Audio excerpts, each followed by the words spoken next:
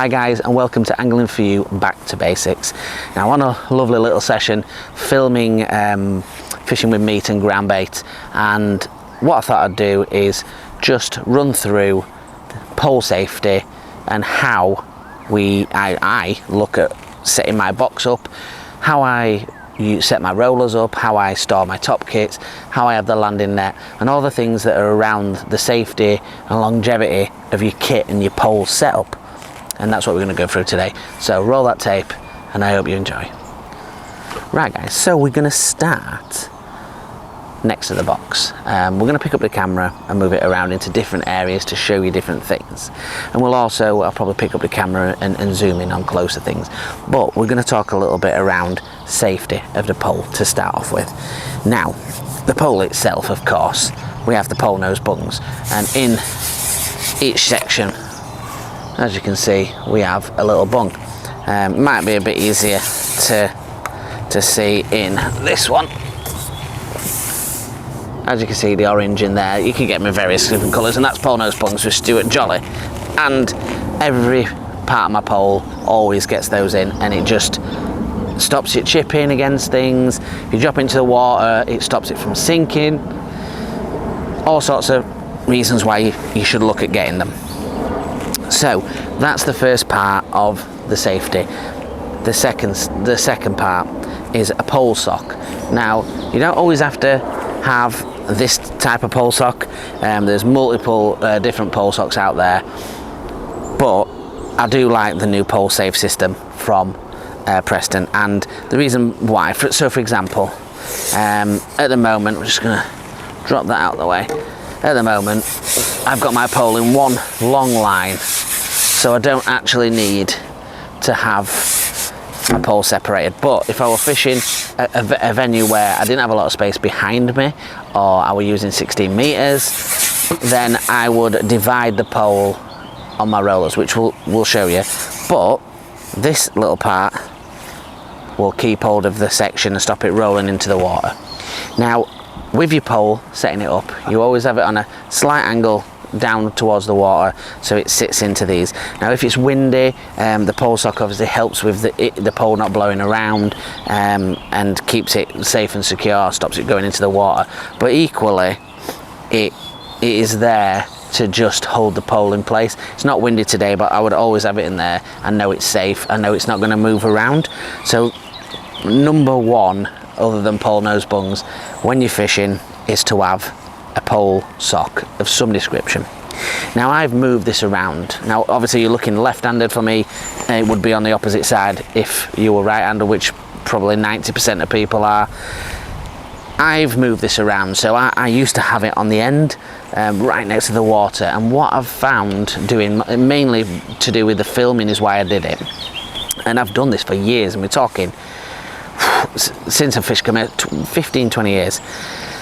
I've always had it on the front, so I've moved it to the middle, and I've found it so much better. I can get in and out for filming, but when I'm fishing an edge, I've not got the pole sock in there or the pole laid across or anything like that. It's out of the way. It's to hand, it's right next to me. Rather than reaching forward, it's reaching here and it's reaching here. It's really convenient to how I fish.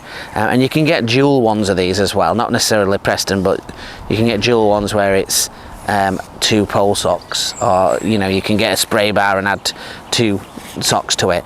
But this system, this pole safe system, just comes with that. So just keep that in mind if you want a double sock and you prefer that, because you're not so keen on a tulip on your sections, then that's another option. I have got one of those, so we'll show you that.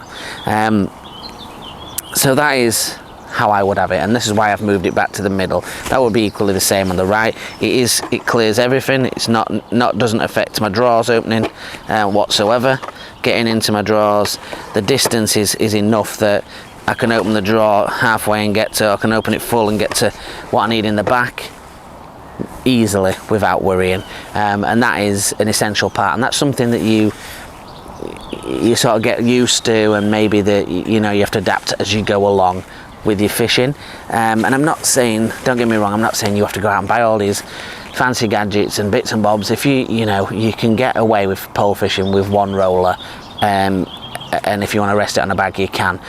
what I'm saying is, this is the way I set up, and this is the safest way I've found for me to fish. So that's the way we just need to intend it. So what I'm going to do now is move the angle to the other side and just show you how I store the kits when I'm not getting used, or I'm fishing multiple different areas that are different depths. You have to store them somewhere, and I've got obviously something to show you how I do it. And again, there's lots of ways, but we'll talk about that when we flip the camera around. Right boys, so we've moved to the other side. So you can see I have my tray on the right because I am left-handed. Now, there's various different trays that are out there on the market. I have the 2 Ventalites. I've gone through trays like they're going out of fashion, as you all know. I change and swap and move things around, but I've gone back to the Ventalites. I really did like the Ventalite system, and having the 2, it's just great. I love the setup. It's not too big, it's not too small. Fits everything I need. It's got a backrest behind me for drinks, towels, extra bait. It's spot on. It's super strong. Won't let you down. So, some other trays, like my Matrix, that's the word I'm looking for, tray, I had attachment of a roost on the end of it, and some people that's how they like it, and they get on really well with that. I did not get on well with that. I got a Preston tripod roost to have on the other end, but what I found with the problem was it's too far away. I'm sure. Look, if I'm reaching to it, I'm at full stretch trying to reach it, then I've got to get it off the rest. It's just and you don't always have that space to your side. So I went back to something that I used years ago. Now I've had the kit safe, and I've had the Pro kit safe as well with the 2 triangular legs. Now the 2 triangular legs one is the most sturdy of the 2, but not always have you got the luxury of having the space to again put the leg part of it. So I went with the original kit safe. They're not massively cheap, they're about 60 quid. You pick them up second hand for 30, 40 quid if you're lucky on Facebook Marketplace. They don't usually hang about, to be honest. But what I've found out is that they're really, really good for holding those kits. Now, as you can see, I've got an additional kit here, and I've got my cupping kit, and I've got an additional kit behind. Normally that can fit rods and or other bits and bobs on there, but it's straight out the way. I can change the angle, can change the rake of it, move it around, don't have to stick to the floor, and it's easy to do. So obviously I can just pick up there, I'm not reaching too far, and I've got my kit to hand all the time. So that's really important. And what we'll do now is move around and have a look at the roller setup, because that's probably one of the most important things around being safe with a pole. Right guys, so I'm a little bit further away, but we want to show you the view from the back of the rollers, the view the camera never sees. So as you can see in front of you, there's 3 double rollers. What I mean by double is they have 2 openings, 1, 2. That means when you're fishing a longer pole, you can split the pole between both sides. You don't always need to do this, but it can be very advantageous when you do. And you can see this one to my left, your right, which is there purely for the landing net handle. Now some people think, why would you spend X amount of money on a landing net handle roller? Now that landing net handle is an 180 quid landing net handle, which is obscene amount of money for a landing net handle, but even if you go for a decent handle, you're looking over 100 quid. For me, I want to look after it. I want it to be easy to ship in and out, which it is when it rolls off that roller, which we'll show you in a second. So that's where I get it, and you could get a simpler roller than that. I just got these in a set when I bought them second hand, so that is what it is. Now when you're setting up your rollers, it depends on where you're shipping in and shipping out. Now for this roller today, I've got it in an angle where I'm only rolling it down one side. Now if I was rolling it down 2 sides, I would have the roller nearest you with the camera slightly more to my left, so I could put it on an angle, brake, and then pull in another one.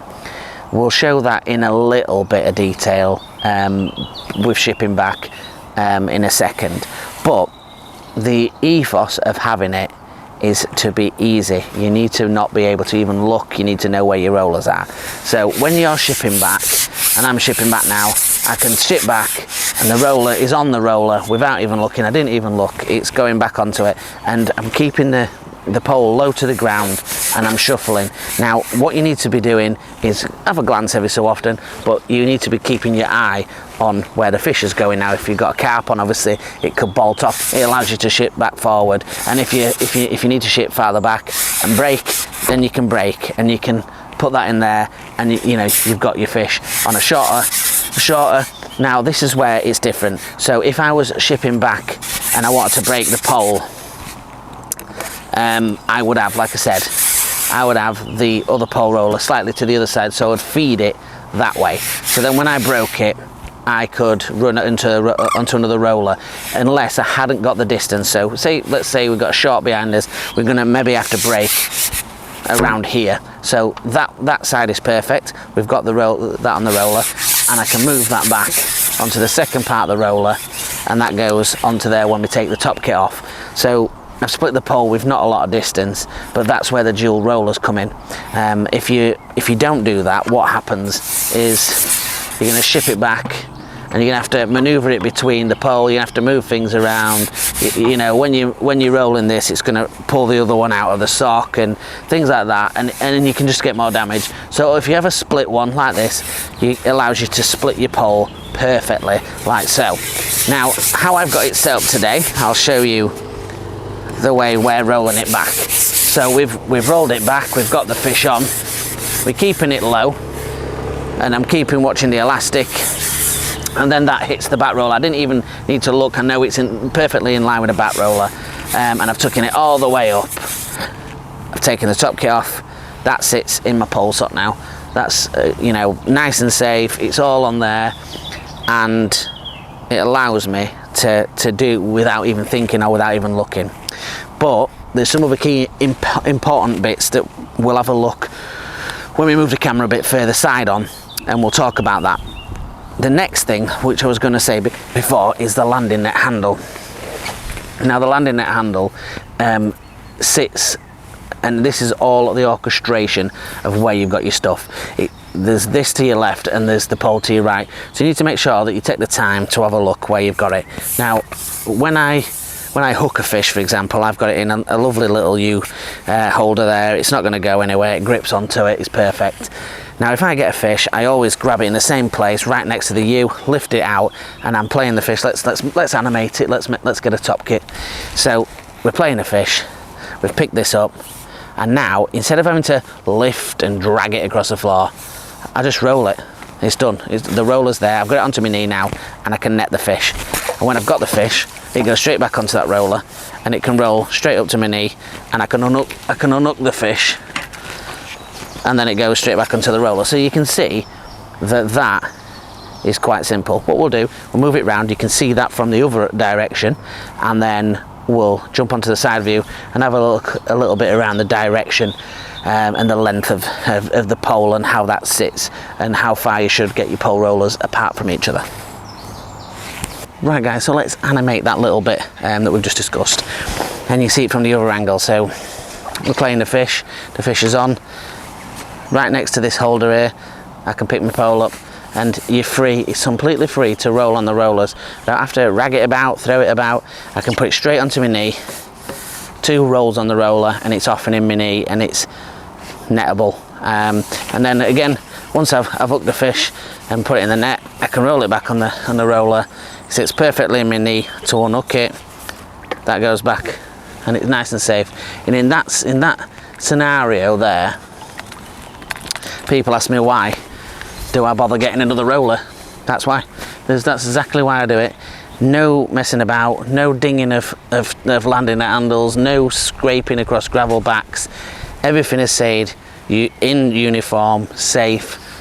And that's why when you do buy and sell like I do, you get good money for what you sell, because you look after it. And for me, that's, you know, that, and it's safe, smooth, easy, and that's what fishing's all about in my eyes. So what we'll do, we'll have that side view, and then we'll get back and see if we can finish it off with a few fish it, because Matt Jackson is nuking all my fish from my peg as we speak. He's unhooking a carp, so Yeah, no, my fish. he's stealing. So let's set that side one going, and yeah, we'll get hopefully some fish in the net.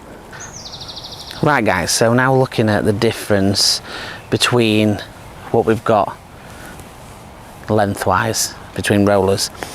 So you can see obviously it's sat under the pole socket the other side, and the first roller is around a section and a half away. I like a close-ish first roller. That allows, if you've got short sections or you're splitting it, that you've got that quite close to hand, and I do like that. And then you're looking between those, so we're fishing 12 meters, I would say, because we've got a half a meter dolly butt in an 11 and a half, yeah, so we'd say about 12 meters. So we've got what, half, 1, 2, around three and a half sections between that. Now that for me is a decent amount of distance, because that gives, I know you can't see fully, but around a section and a little bit behind overlap. Now you don't want too much overlap, because if you've got too much weight, especially when you've got longer sections on, like your 16, your 13 or your 14 and a half, you'll be pulling over, and if you've got that in a pole sock, you're sort of bending your pole like that, which is not a good thing to be having. So you don't want too much pole off the back roller. If you're in a situation that you're doing that, you need to be splitting your pole. Very rarely would you fish a 16 meter pole at full length on one roller in one continuous motion. You'd probably need 3 or 4 rollers to do that. It's doable, but you would probably do 3 or 4. 99% people would split that. I would always split that. A lot of my even my 13 meters I do split sometimes. And that's just the way I do it. You know, you've all got your own ways, but again, it's just showing you safety. And what we're trying to do with these videos, and we did it obviously with a feeder video, we try to give you a little bit of in-action shots rather than just the fishing, which is great and which is what we love to do. I want to show you some of us actual behind the scenes parts of it, and this is obviously that little behind the scenes setup part, and how that can improve your fishing. And I'm not telling you again to go out and spend hundreds and thousands of pounds on stuff. All I'm trying to say is to keep things absolutely safe, this is the way that I do it. You can pick pole rollers up for 10, 20 quid, get 2 or 3 of those. You know, if you want to kit safe, there's you don't have to get that necessarily one like that. Other brands do them. You can get them between 20 and 40 quid. It just keeps everything together and off the ground and safe, and that's where, you know, we all spend a lot of money on fishing gear. And even if you haven't got a lot of money and you've invested some to get it, you want to look after it, and that's what it's about. So let's join me back in the box and see if we can steal some fish off Mr. Jackson in the corner, and finish up with hopefully another nice F1. Fingers crossed. Well, hopefully guys, that was helpful and give you a little bit of an insight of how I set up and how things are safe, and how I go about looking after my poles, my top kits and various other pieces of equipment. And if you are selling them on, or you do want to change things down the line, that could really help you with the second-hand price that you get for something, and obviously save you the money on chipped and dented and broken sections as well. So it's always a positive to keep your things safe. And again, it's not me telling you to spend thousands of pounds on all the stuff. There's always a budgeted variation of everything that you get. And like I say, all those rollers I think I got for about 100 quid, and normally they're around that just for one. So you just got to look around for those deals, and try and land on things as you go around, and that's fishing. So thank you very much guys, and until the next one, tight lines.